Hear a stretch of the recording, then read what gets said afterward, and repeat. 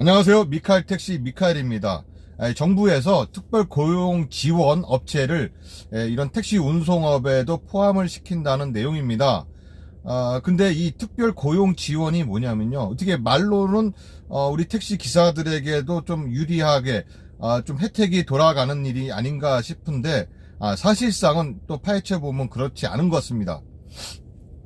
이 특별 고용 지원 업체는요. 고용 사정이 급격히 악화될 우려가 있는 업종을 정부가 지정해 사업주와 근로자에게 각종 지원을 해주는 제도라고 하는데요. 특별 고용 지원 업종으로 지정이 되면 사업주는 고용 유지 지원금 등 각종 금융 지원을 받을 수 있다. 실업자는 90에서 240일간 주어지는 실업급여 지급 기간이 120일에서 270일로 확대되고 지급 수준도 실직 전 평균 임금의 50%에서 60%까지 높아진다. 취업 성공 패키지 중 각종 전직 재취업 혜택도 주어진다. 이렇게 특별 고용 지원 내용에는 이런 내용들이 있지만요. 사실상 우리 택시기사에게는 그렇게 필요하지 않습니다. 또 이들 업종 중 정부가 바라는 건 경영난을 이유로 직원을 줄이지 말라 달라는 겁니다. 대신 그 어려움을 잘 알고 있으니 휴업과 휴직을 잘 활용하도록 예외적 지원을 더 하겠다는 겁니다. 우선 고용 부담이 있는 사업장은 고용 유지 지원금을 받을 수 있고 무급으로 휴직 중인 근로자는 하루 최대 7만 원의 수당을 받을 수 있습니다. 또 생계에 어려움을 겪고 있는 사람들은 생계비 명목으로 최대 2천만 원까지 빌릴 수 있습니다. 자녀 학자금 융자 한도도 최대 700만 원까지 지원받을 수 있습니다. 이런 내용인데요. 어떻게 보면은 참 좋은 내용이죠. 어떻게 보면 우리 기사에게 혜택이 많이 돌아가는 그런 내용일 수 있으나 사실상은 그렇지 않습니다. 왜냐하면은 이 택시회사의 법인 택시회사의 기사들이 그만두는 이유가 뭡니까? 높은 산학금과 손님도 없는데 버리는 시원찮지, 또 산학금은 내야 되지. 그러다 보니까는 그만두게 되는 거예요. 근데 그만두게 되면 이런 실업급여를 받을 수가 있느냐? 받을 수 없습니다. 자발적 퇴사는 실업급여를 받을 수가 없어요.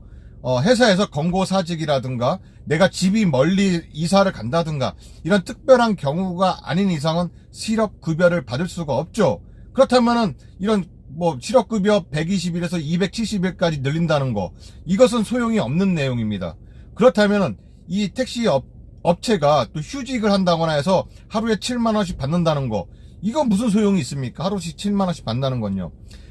그리고 이 택시 회사의 기사들이 그만두게 되고 다른 데로 이직하는 경우가, 물론 손님 감소로 인해서 돈벌이가 안 되기 때문에 다른 업종으로 이직하는 게 더 큰 이유지만은 그 중에 하나가, 가장 큰 이유가 뭡니까?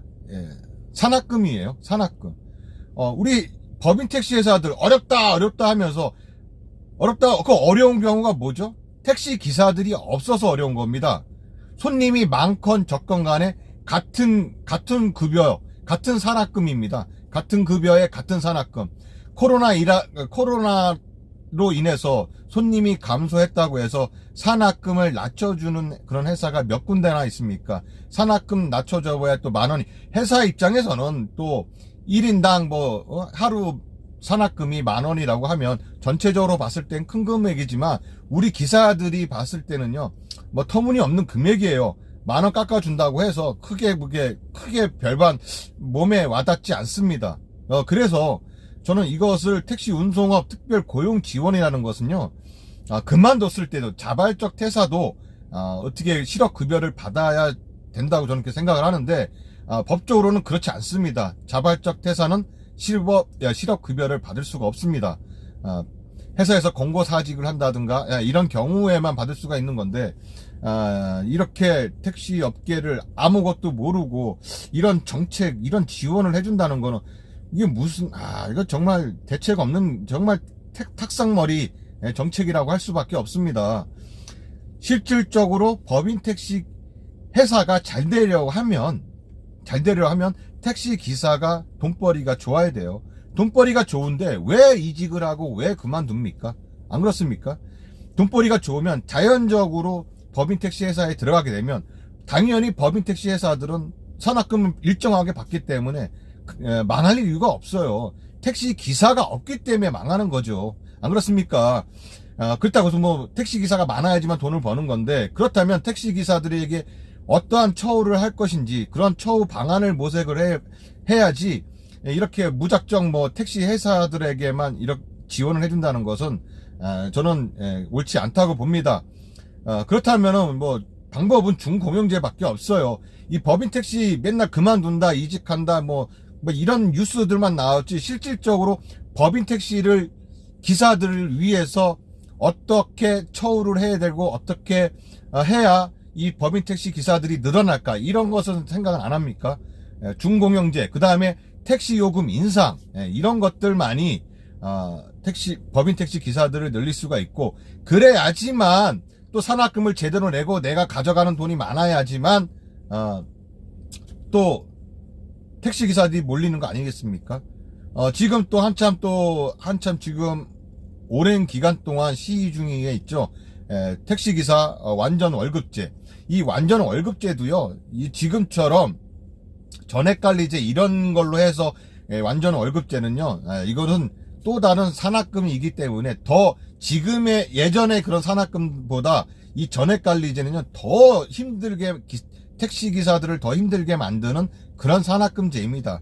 완전 전액관리제가 되려면 시에서도 버스처럼 준공영제가 되어야만 완전 월급제가 관리되는 거지, 회사에서 뭐 미쳤습니까? 내가 손해보면서 이 사람들 월급 주게? 안 그렇습니까? 그래서 결국은 준공영제만이 법인 택시를 살리는 길입니다. 법인 택시 회사도 살리고 법인 택시 기사도 살리고, 준공영제만이, 준공영제와 그 다음에 택시 요금 인상, 이 길만이 택시 기사들을 살리는 길입니다. 이런 택시 업체만 살리는 이런 탁상머리 정책은, 이런 것은 쓰잘데기 없습니다. 전혀 필요 없습니다. 관계자님들을 보시면 택시 기사들이 어떻게 하면, 현장의 목소리를 들으십시오. 현장의 목소리를 듣고 우리 택시 기사들이 어떻게 하면은 법인 택시 회사로 돌아갈 것인지 그것을 생각해 보십시오. 끝까지 시청해 주셔서 감사합니다. 미카엘 택시 미카엘이었습니다. 자, 나가시기 전에요, 여러분들이 보시는 오른쪽에 미카엘 택시 구독 버튼이 있습니다. 이 구독 버튼을 눌러주시면 저에게 큰 힘이 됩니다. 감사합니다.